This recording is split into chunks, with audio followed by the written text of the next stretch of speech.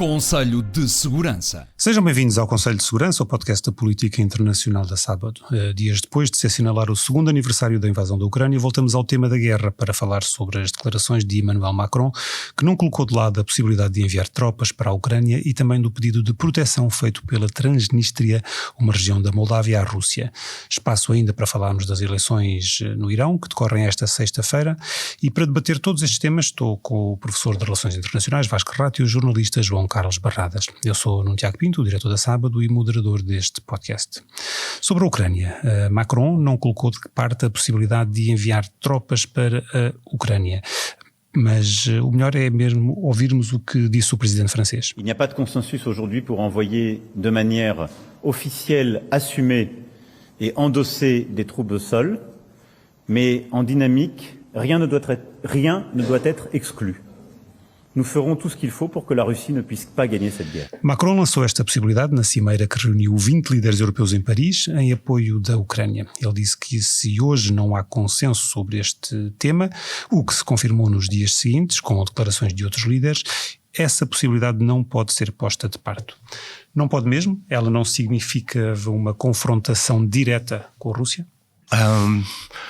Não pode ser posta de parte se aceitarmos uma outra premissa, que é esta ideia de que a Ucrânia não pode perder a guerra. Portanto, se a gente parte do pressuposto que a Ucrânia não pode perder, então, quer dizer, isto é uma possibilidade. É importante enfatizar que ele não advogou a presença de tropas da NATO como instituição, nem sequer os países individualmente, e isso é importante. Agora, vamos lá ver um bocadinho de enquadramento, não é? Estavam a falar numa cimeira, porta fechada. É natural que se abordem todos os cenários, que se façam planos, portanto eu não vejo nada de surpreendente disto.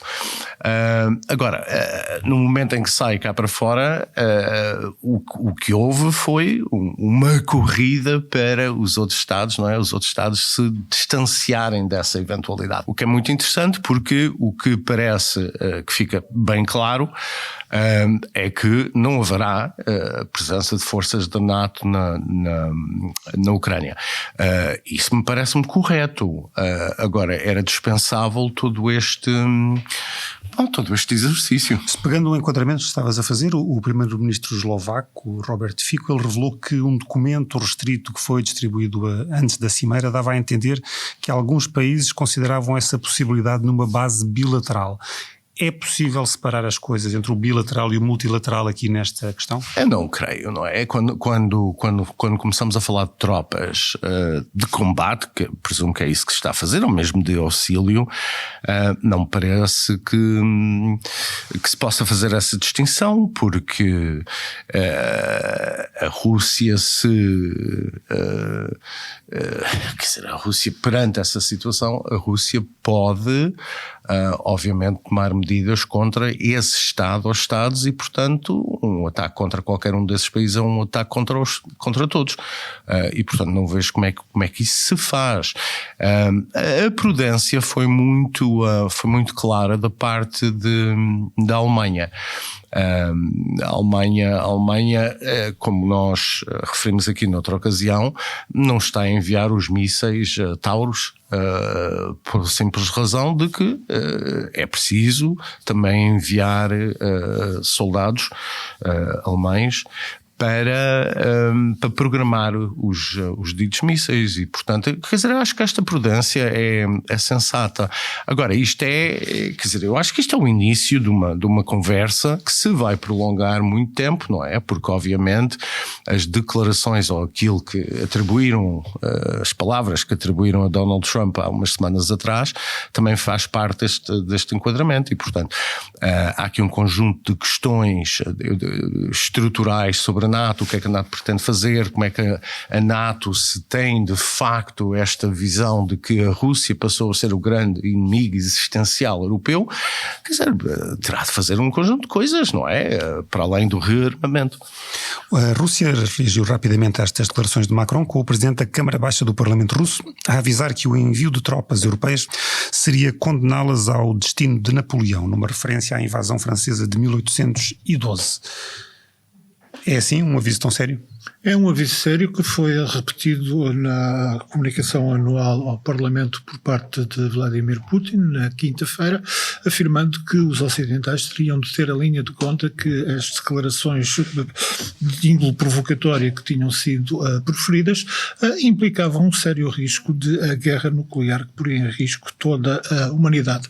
Agora, o que há de característica aqui em Macron é o caráter intempestivo destas declarações. São declarações que foram pensadas até pela fórmula muito cuidadosa como ele colocou a questão, ou seja, de ser uma presença que é acordada de uma forma consensual por parte dos aliados da NATO e com regras bem definidas, mas é intempestiva porque ele vai lançar um tema de dissensão entre os países europeus empenhados no apoio à Ucrânia, no momento em que a questão essencial, e isso foi depois sublinhado por diversos representantes ucranianos, é acelerar e concretizar aquilo que há de atraso no fornecimento de equipamento militar. E fornecimento de munições. No fornecimento de munições e de armas defensivas e ofensivas. Há, obviamente, aqui uma vertente de componente interna por parte de Macron, que lança mais uma acha para a fogueira de um ambiente político francês que lhe está longe de ser favorável. As reações internas em França foram todas desfavoráveis a esta iniciativa de Macron e convém não esquecer que há precisamente 20 meses, Macron, seguindo uma linha muito tradicional da diplomacia de Paris, defendia que não podemos ter em linha de conta algo de fundamental. Não podemos humilhar a Rússia. Isto era aquilo que ele dizia há 20 meses, agora a sua posição é totalmente diferente. Mas o problema que ele levanta é um problema muito, muito, muito sério.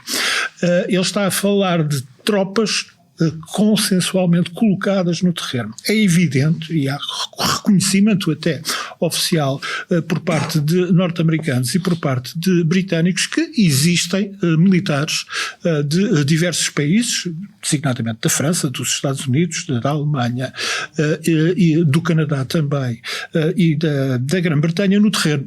Só que são ou forças especiais em ações de formação e treino ou forças em ação de monitorização, algumas em manutenção de equipamentos. Portanto, não são forças significativas, não é reconhecido a sua presença de um ponto de vista diplomático de discussão, e aquilo que se está a falar agora é como é que nós passamos para uma fase diferente. Só que esta fase diferente implica, é o tal problema que acaba por levantar Macron, a definição de nós não podemos deixar que a Ucrânia seja derrotada. O que é uma derrota para a Ucrânia? A Ucrânia até agora, os seus políticos têm definido de uma forma unânime que uma derrota seria não conseguir recuperar todos os territórios que foram anexados a partir de 2014, incluindo a península da Crimeia. Isto irá evoluir ou não irá evoluir? E os aliados da Ucrânia, a título bilateral ou multilateral com a NATO, irão considerar que este objetivo ucraniano é o mesmo objetivo que eles têm, que terão de continuar a apoiar militarmente e financeiramente a Ucrânia para atingir um objetivo que podem considerar irrealista ou, em alguns casos, até perigoso. Aqui as opiniões dividem-se muito e é preciso ver que até agora a única pessoa que afirmou publicamente o seu apoio a este colocar, repensar a questão foi a primeira-ministra da Estónia, Kaja Kallas, que afirmou que sim, temos de pensar muito a sério esta questão de apoiar militarmente com pessoal militar no terreno a Ucrânia. O que não é de admirar é que Kaja Kallas, convém não esquecer isto. Do ponto de vista da Rússia, a Rússia está em guerra contra a NATO. Isto é repetido sistematicamente. E, portanto, se está em guerra, é porque convém percebermos que uma aliança defensiva tem de tomar certo tipo de medidas. E Kallas é uma primeira-ministra que tem a cabeça a prémio e um mandado de captura emitido pela Procuradoria de Moscovo.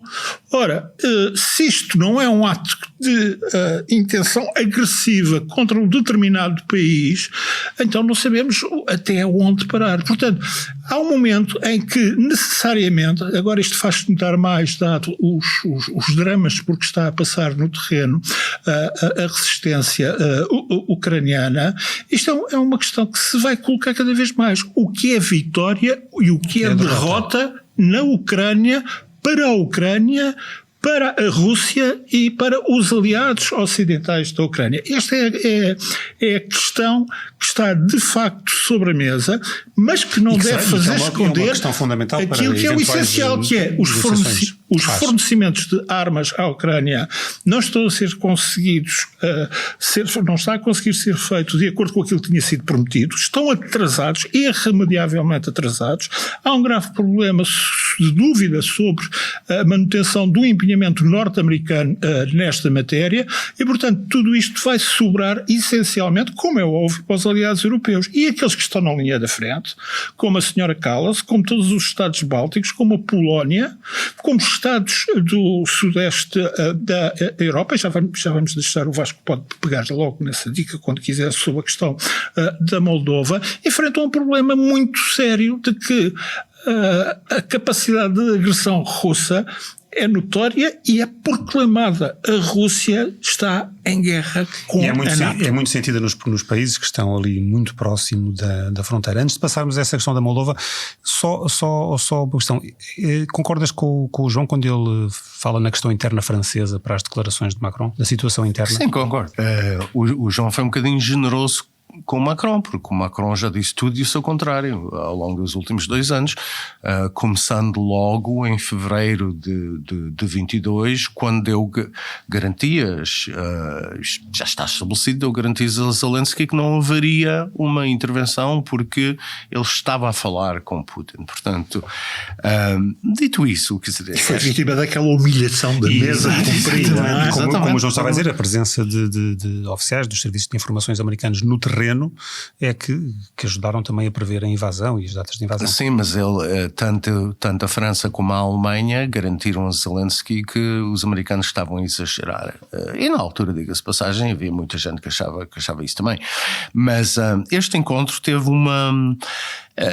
teve uma coisa muito positiva, não é? As munições agora vão ser compradas fora da Europa, que isto era a posição francesa até agora era que as munições teriam de ser todas produzidas na Europa e agora pelo menos isto já é um avanço. Mas o João, quer dizer, estou de acordo com o João, e periodicamente nós regressamos a esta questão, não é? O que é que exatamente quer dizer uma vitória? Porque mesmo que Putin se satisfaça com o Donbass e com o controle efetivo do Donbass e da Crimeia, que hoje, é preciso também recordar que hoje, quer dizer, a Crimeia faz parte da Federação Russa, foi anexada, faz parte, é parte integrante. Mas mesmo que ele se satisfaça com essas conquistas, os ucranianos, o que dizem é aquilo que o João recordou, que querem regressar às fronteiras antes da guerra. Isso não me parece ser compatível de forma alguma. Portanto, alguém vai ter de ceder. Desculpa, é um pormenor, só para sublinhar o que o Vasco está a dizer, é que a Rússia anexou a totalidade de 4 províncias ucranianas, incluindo territórios que não controla em absoluto e que reclama como seu território. Exato. Ou seja, se um militar da NATO estiver presente, digamos, numa zona como no sul, em Kherson, em território controlado pelos ucranianos, e isso é considerado como uma provocação da NATO que invadiu o território russo, porque a Rússia o declarou anexado. Exato. Mas este também é o outro lado, é que na prática o que Zelensky está a dizer é que quer que a Rússia faça a desanexação e devolva à Ucrânia aquilo que os russos consideram o seu território. Portanto, qual é a saída para isto? É muito difícil quando as posições são estas. Agora, eu acho, mais tarde ou mais cedo vai ter de haver ali uma negociação e ambos vão ter de ceder, e provavelmente são os ucranianos que obviamente vão ter de ceder.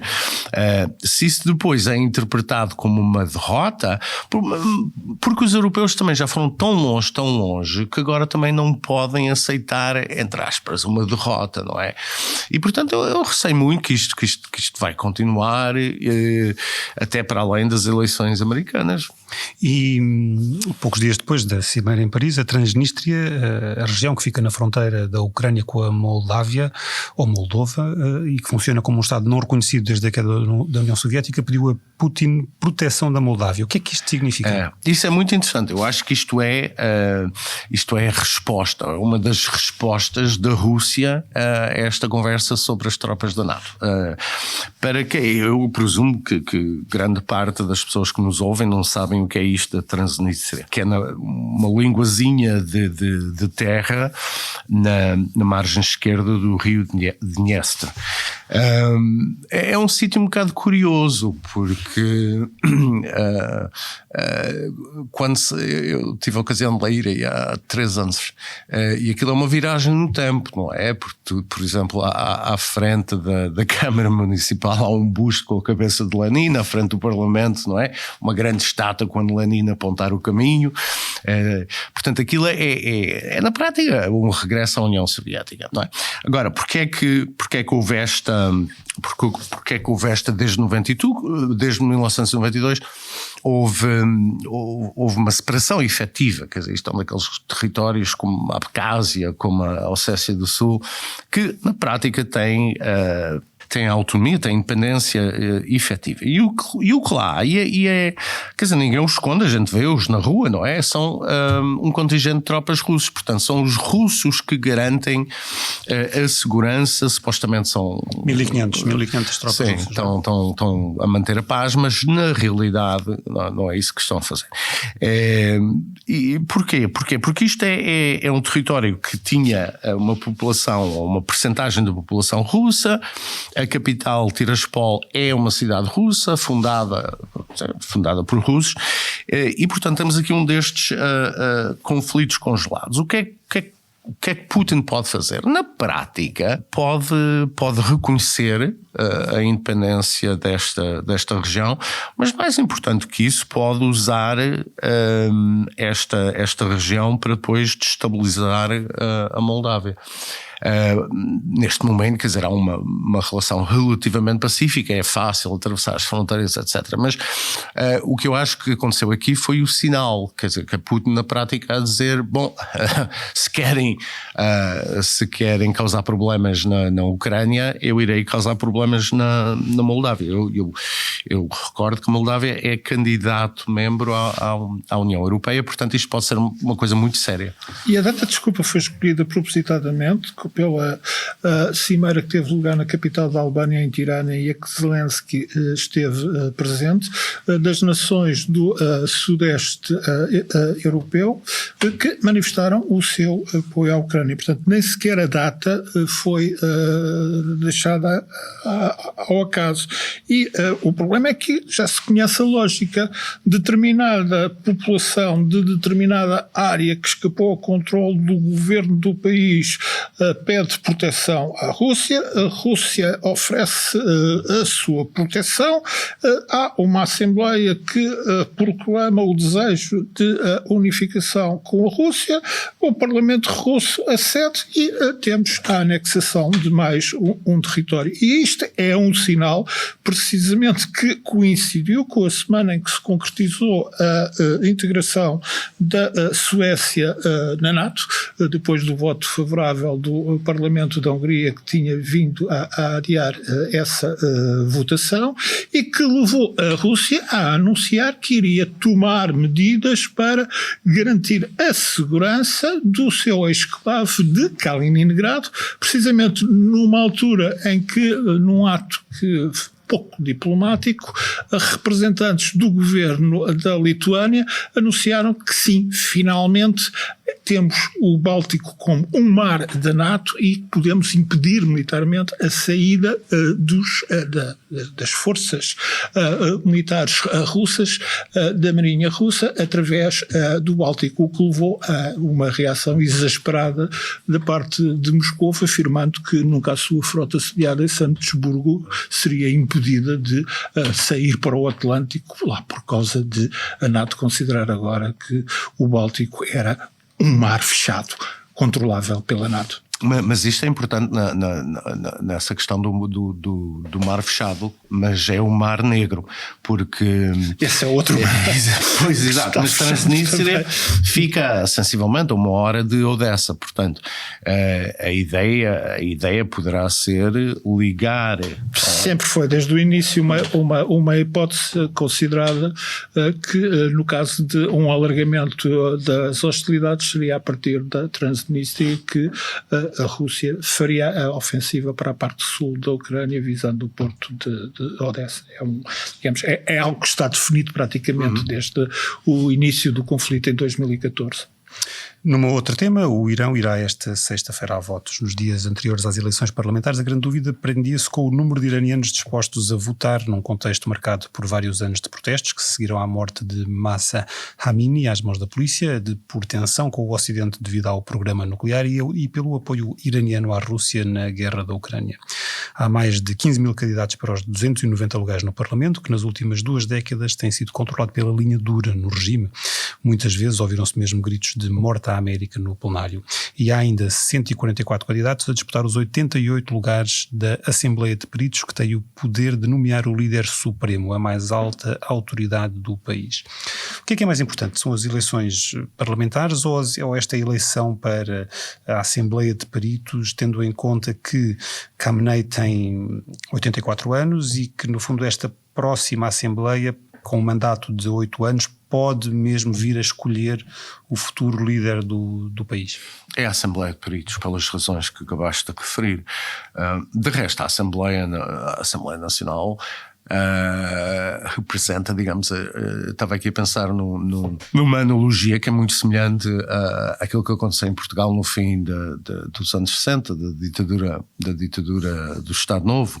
Quer dizer, a Assembleia no Irão como cá representa as sensibilidades da opinião dentro, não é, daquilo que é legítimo do regime. Agora, nós também tínhamos cá em Portugal uma coisa chamada o Conselho de Estado, e foi o Conselho de Estado que na prática recomendou a nomeação de Marcelo Caetano. Portanto, estas instituições são muito importantes porque, para todos os efeitos, o líder supremo, quer dizer, não quer dizer que seja um ditador, mas é o centro da autoridade no Estado. O resto é uma assembleia onde se discutem opções, mas mais uma vez, quer dizer, não é possível ser-se eleito para aquela assembleia sendo-se opositor do regime, portanto reflete as várias opiniões dentro do regime e expressa a correlação de forças dentro do regime, mas o que é verdade, e nesse sentido condiciona algumas das escolhas, mas o que é verdadeiramente importante é este órgão que escolhe o líder supremo. E só houve 2 até agora, não é? O atual, o Khamenei, e obviamente o Ayatollah Khomeini, antes dele. A Nobel da Paz, a Naj Mohammadi, que está presa, classificou estas eleições como uma fraude. Está correta? Então? Eu não diria uma fraude, quer dizer, mais uma vez, nós estamos habituados a pensar em eleições como um acto onde há escolha, onde há liberdade, não sei o quê, mas há aquilo que tecnicamente se chama eleições não competitivas, portanto, são eleições na mesma, não é? Tu escolhes sensibilidades, escolhes elites, só que não tens efetiva escolha, e nesse sentido é um mecanismo para articular diferenças, contradições dentro do regime. Não são eleições no sentido que nós as entendemos, não é? Onde há pluralismo, escolha efetiva, e onde há acesso à comunicação social e essas coisas todas. Isso não existe. Agora são eleições do regime, dentro do regime, para escolher as elites dentro do regime. Previa-se uma baixa adesão às eleições. O que é que, se isso confirmar, o que significado pode ter? Porque ao longo dos anos o regime, bem ou mal, sempre tentou legitimar-se com as elevadas taxas de participação eleitoral. Que foram sempre diminuindo e que estão a diminuir de uma forma irreversível, precisamente porque nos últimos mandatos este corpo legislativo perdeu cada vez mais importância, porque ela foi sendo assumida por uma série de conselhos supremos. Lembra um bocado até um pouco, se quisermos fazer uma analogia, a China com Xi Jinping. Xi Jinping cria, sempre que há um problema, um comitê presidido por ele que vai centralizar toda a atividade numa determinada área. O mesmo aconteceu no Irão. Ou seja, têm sido criados conselhos supremos para diversas áreas da economia, da defesa, do abastecimento, que congregam quer poderes que deveriam ser da Assembleia, quer da administração pública, quer do governo. E assim isso foi tirando cada vez maior peso à Assembleia propriamente dita. E isso explica que tenha-se vindo a assistir cada vez mais a uma diminuição da participação eleitoral. Porque, como o Vasco estava a recordar, o regime não só se legitima através das eleições, como estas eleições foram, por vezes, altamente competitivas. A última vez que houve, por exemplo, uma eleição, e esta presidencial, com uma forte participação, foi em 2009, quando Ahmadinejad se fez a reeleger, em que houve fraude, sim, houve fraude nessa eleição, mas foram eleições participadíssimas, com uma taxa que oficialmente superou mesmo os 80%. No caso da Assembleia, tem vindo sempre a diminuir. Ela provavelmente já estará abaixo dos 20% nos grandes centros urbanos. É um pouco maior nas áreas rurais, mas prende-se com isto, prende-se com o facto de haver uma centralização de poderes cada vez maiores, do papel essencial do Conselho dos Guardiões, que é ao fim e ao cabo a definição de quem poderá aceder aos lugares de poder dentro do regime, a uma centralização de poderes no próprio líder supremo e no problema que se levantou, ou seja, que é como é que se vai fazer a transição, a eleição, e isso é algo que vai passar pelo Conselho dos Guardiões e por esta Assembleia de especialistas, como é que se vai fazer a eleição do líder supremo que vai suceder Ali Khamenei com os seus 84 anos. Aquilo que o próprio Ali Khamenei a tentar fazer é promover o seu filho Mujahid. Mas volta-se a ter um problema que nós aqui temos dificuldade em compreender. É que a não existência de diferenciação entre aquilo que nós chamamos de domínio do político e o domínio do religioso torna a maneira de pensar as sucessões totalmente diferentes. O que é mais importante? Qual é o fator mais importante? É o político ou o religioso? Não se pode destrinçar. Mas é preciso ter autoridade religiosa. A questão é essa, porque o líder supremo assume-se não só a autoridade religiosa, e a sua sucessão, geralmente quando é contestada, e a de Khamenei, quando Khamenei sucedeu a Khomeini, a sua eleição foi altamente contestada, porque ele era considerado que não tinha as suficientes credenciais como líder e pensador religioso dentro daquilo que era a liderança, a hierarquia do clero xiita, porque no xismo há uma hierarquia de clero que não existe no mundo sunita. E o mesmo se está a pôr em relação a este processo de sucessão do líder supremo. Portanto, o que nós temos nestas eleições é que, de facto, há, quer por parte da população, um reconhecimento de que aquele Parlamento, aquela Assembleia com poderes legislativos tem cada vez menos poder e cada vez menos relevância e não consegue sequer já expressar reivindicações de índole corporativo ou regional,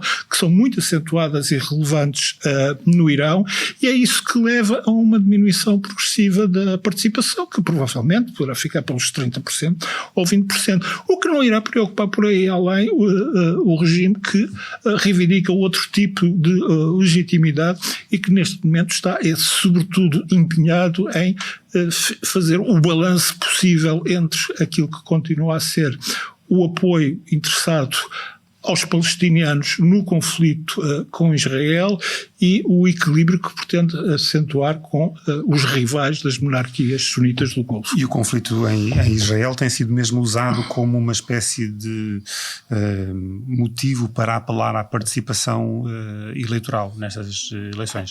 Sim, mas isso é natural, quer dizer, desde 1979, desde que houve a revolução no Irão, quer dizer, o regime tem utilizado Israel e os Estados Unidos como para mobilizar a opinião, não é? Quer dizer, a fundação do regime e a sua legitimidade, aliás, está associada, não é, ao combate contra os Estados Unidos e contra Israel. Com a ruptura com o Estado, que era o aliado de Israel. E com aqueles acontecimentos subsequentes, não é, da ocupação da Embaixada Americana.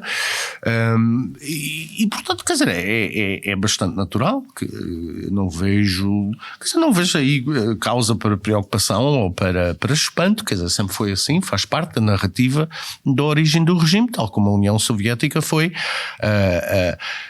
criada contra os regimes capitalistas.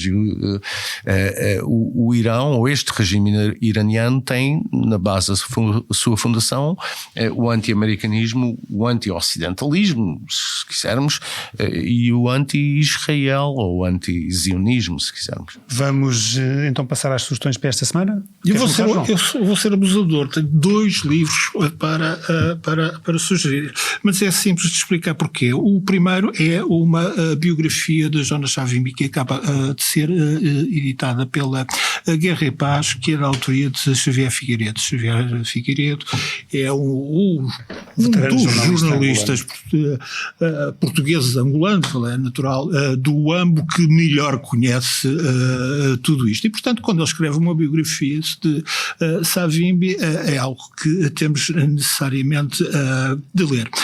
Ela chama-se Savimbi no seu martírio, o homem no seu martírio, e dá logo a entender, digamos, um certo tom da biografia. Na minha opinião, que aprendi muito com Xavier Figueiredo, como é óbvio. Há aspectos muito contestáveis da maneira como ele apresenta a figura de Savimbi e, sobretudo, há 2 questões que eu penso em que ele vai levantar mais polémica. Uma é quando Xavier Figueiredo defende que Savimbi, sempre que havia, considerando que estamos a falar de uma entidade político-militar, como era a UNITA, conflitos a nível da liderança que poderiam implicar a aplicação da pena de morte, ele tomou sempre uma posição moderada. Isto é altamente contestável e nem bate certo com os factos.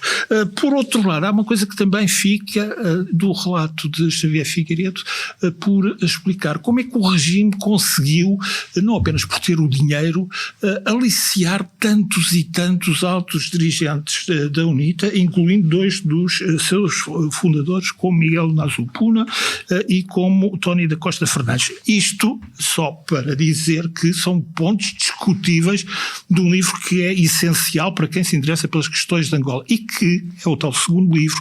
Faz muito sentido ler em conjunto com a biografia de Abel Chivucovuco, escrita por uma pessoa com um estatuto completamente diferente, o José Eduardo Agualusa, um reputado e conhecido novelista também natural do UAMBO, que escreveu uma Vidas e Mortes de Abel Chivucovuco e que foi editado pela Quetzal já há coisa de um mês.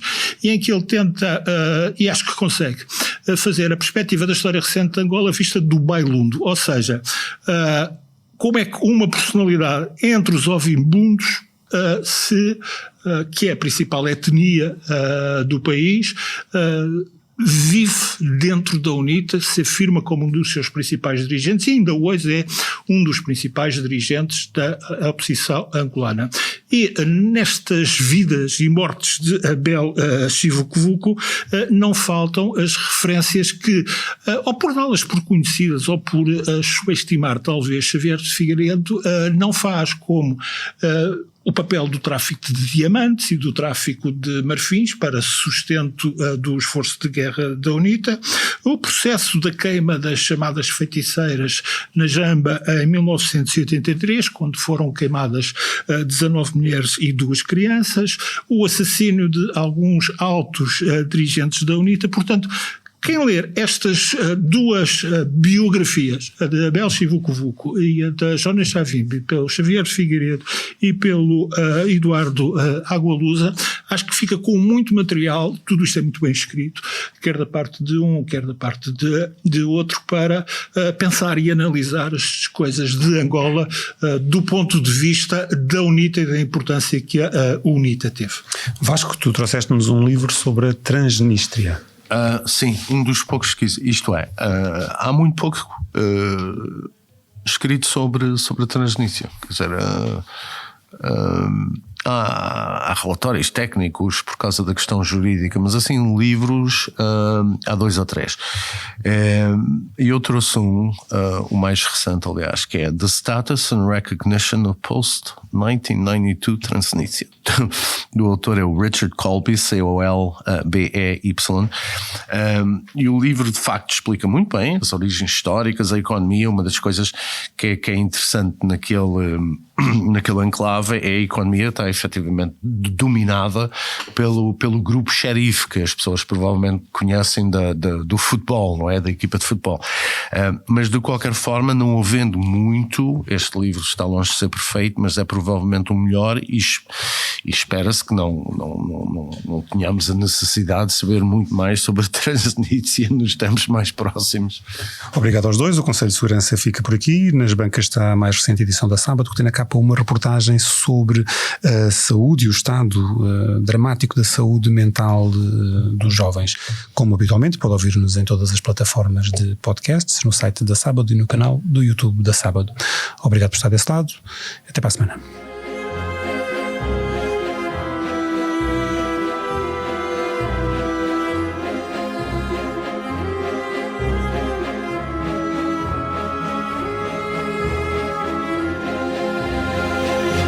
Conselho de Segurança.